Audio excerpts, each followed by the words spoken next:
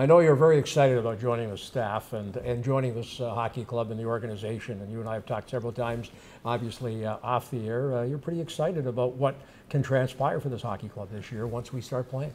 I sure am, and with all the moves this summer, and I mean, there's some. I mean, first of all, I mean, there's no dynasties out there anymore. There's no 70s Canadians. There's no late 70s, early Islanders or 80s Oilers. There's no dynasties, and it's a really competitive league. And our team, we've made some changes here, certainly. I think we've added speed and depth, and we're going to be a hard-working club. That, like I said, there's some cornerstone players here as well, and I think Todd did a great job in watching the last 30 games of the year with putting his stamp on this with structure and team play, and there was a great improvement. So we're really looking forward to it. And again, I think management's done a great job with adding depth, and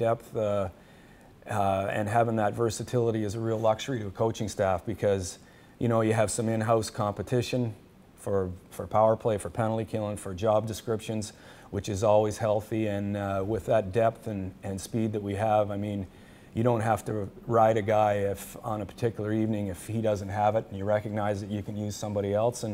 And certainly injuries will always play into it. And if you have the kind of depth and skill that we have here, then we should be okay there. And on the other side of that, from an organizational standpoint, with the depth that we have on this hockey club now, you don't have to rush young kids if they're not ready, because that can be detrimental to their process as well. All right, let's get personal now. Number one, it's a hockey family. Your son is actually a pro playing in the Toronto system.